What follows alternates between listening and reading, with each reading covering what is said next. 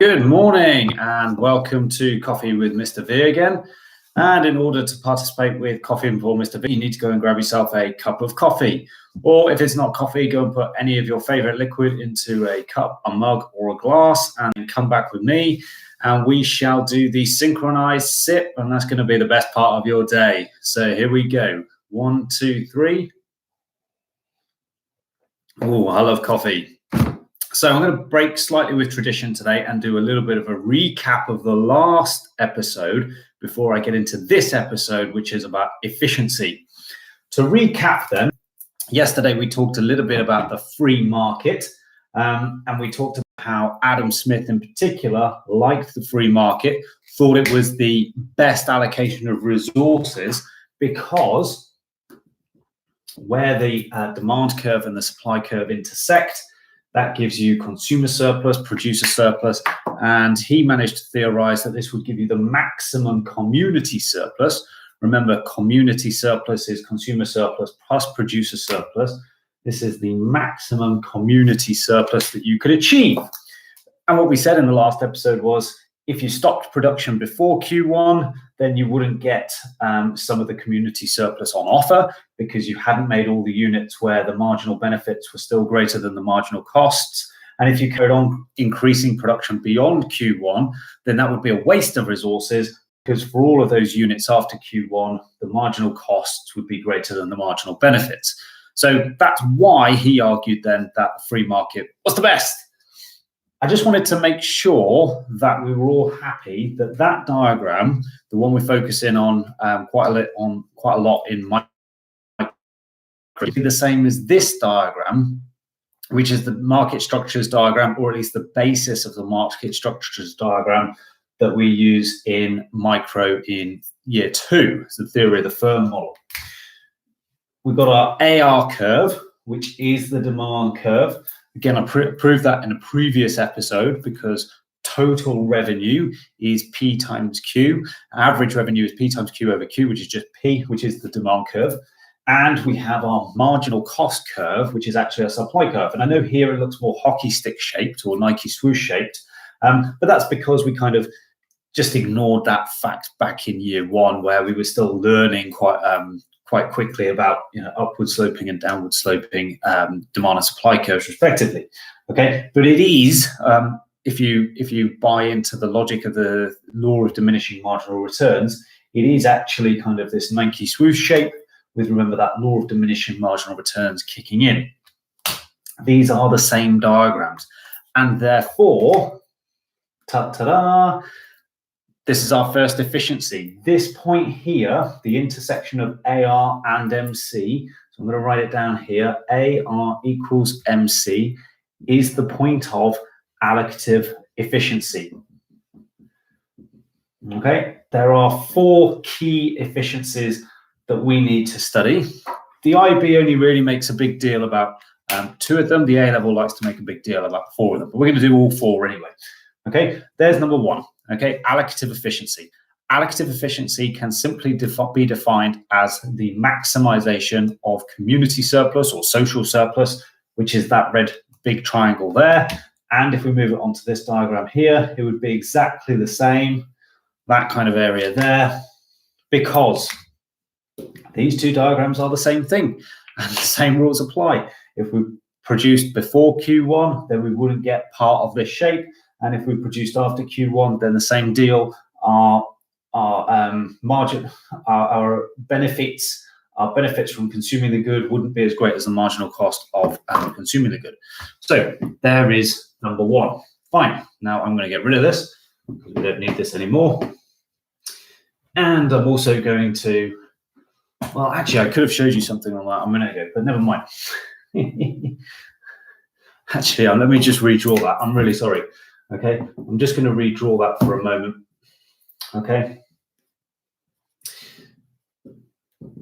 because I can do something else here. If we fast forward a little bit to the monopoly diagram, where we have a marginal revenue curve, and we know that profit maximization is where MC equals MR, profit maximization.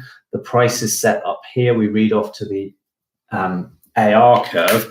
hopefully you can see now why monopoly is considered a market failure, because allocative efficiency would be here. The community surplus is maximized there. However, we only produce at Q1, which is the intersection of the supply curve and the demand curve. So we get all of that community surplus, okay, but we don't get that part of the community surplus. That would be a welfare loss. So the conclusion from that then is that monopoly is a market failure. Monopoly does not lead to an efficient allocation of resources as defined as being allocatively efficient. Okay, right. Now we'll crack on to the other efficiencies. So the next efficiency we're interested in is productive efficiency.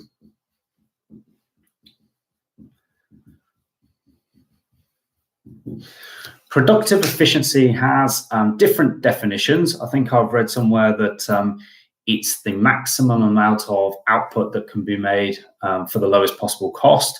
Yeah, another way of just thinking about it is, am I producing at the minimum point of the AC curve, of the short run average cost curve? So where's that then? Okay, well, we know that short run average cost is smiley face shaped, yeah, U-shaped. And we also know that the minimum point goes through the MC curve, okay? We've done that in, I think it was episode 1, in fact. So there we go. I'll put my average cost curve in, and the minimum point is here, okay? So we can get rid of that now. My minimum point is here, and that is the point of productive efficiency. So what we're looking for there is AC equals MC. You will always be able to find the point of productive efficiency if you would look at the intersection of both lines. So just to recap of where we are, this was the point of allocative efficiency. This was the point of productive efficiency. Okay. So there's 2 efficiencies done. And like I said, with the IB, it's only really those 2 efficiencies that you need. But let's go one stage further. Okay, let's also consider dynamic efficiency. Dynamic efficiency then has 2 conditions. It is the use of supernormal profits. So that implies then that a firm has to make supernormal profits, or when we talked about it in the profit episode, we talked about positive economic profit. So it must be making profit above and beyond just accounting profit plus the opportunity cost, okay? So when we use supernormal profits, condition 1, on reinvestment on R&D into the firm to bring about a long-run change in average costs, okay? So you can't really show that on a graph anywhere. What you would actually need to do is to prove or disprove whether or not the firm is making supernormal profits. So let's do that. Let's put an MC curve in here. That wasn't intentionally aiming for that spot, okay? It's just a coincidence. Now, what do we know? We know MC equals MR at that point. Remember, that's the profit maximizing level of output. So a profit motivated firm will always produce where MC equals MR. We can read up to the demand curve. That gives us P1. And we read up to the cost curve, and that gives us C1. And therefore, there is our supernormal profit. So condition 1 has been met. We know that this firm in this diagram is making supernormal profit. The thing we don't know at this point is whether this firm is likely or not likely to be using that supernormal profit into things like R&D to bring around long-run changes in their average cost curves. And that will all depend on contestability in the market. So are there likely to be new firms entering this market, vying for kind of market share with this incumbent firm? Or is this an uncontestable market, in which case this is a monopoly? Perhaps they're the only firm there with a license, so there is no competition there. And in which case they wouldn't probably be dynamically efficient. Dynamic efficiency, you've got to think about firms that are innovative, okay, that are constantly pushing the boundaries of new technology. And Apple is a very good example of a very dynamically efficient firm. they do take some profit out of the company, but a hell of a lot of profit is also reinvested back into the company. And there's some crazy statistics about Apple, about them taking out a new patent every 20 minutes or so. That's a great example of a firm that is very, very dynamically efficient. So as I say, there are two conditions. One, they need to be making supernormal profit. And number two, they need to have an incentive to be doing research and development. And that incentive is usually, well, is there a chance of competition, or is there already lots of competition in the market? And that's usually down to barriers to entry or not. The next one then is X efficiency or X inefficiency. Now, what does that mean? So again, there are different definitions in different textbooks, but the definition that I like is, are all costs in the firm directly related to the production process or not? And this is trying to get around the idea of, how much superfluous spending is going on in this firm. Is it really that everything that this firm buys is useful for the production of this product, or is it there for kind of status reasons? Is it there for conspicuous consumption reasons? So, for example, and I come to these examples all the time. When you walk into the lobby of the offices, is there a ginormous fish tank with sharks in it? Because if there are, that's really unlikely. It depends on the firm, I guess, but it's really unlikely that fish tank, that tropical fish tank, which probably costs tens of thousands of pounds per month to run, is likely to be in any way related to the production process. So, for example, that example, by the way, comes from Leeds United Football Club. Leeds United Football Club is a club that went bankrupt not too long ago. And when they started unraveling all the finances of when it went wrong, it turned out that the chairman was spending round about that sort of figure on his tropical fish tank. Another example might be a very expensive company car. So I've worked for a firm before where, the boss needed a car to get to the different sites that he had as part of his business. But he had a 60 grand Mercedes car to do that. Now, I appreciate that he needed the functionality. He needed a car to get from A to B, but you don't need a 60 grand car to do that, okay? You just need, the basic minimum. And this is the point I'm trying to get across with X efficiency or X inefficiency. If you're X efficient, all of the firm's expenditure is directly on production and nothing else. There are no bells and whistles. If you're X inefficient, you're likely to be spending on things that aren't necessarily directly related to the production process. And some students have figured, I've given some examples of, ginormous Christmas trees as being, another good example of X inefficiency. You didn't necessarily need them.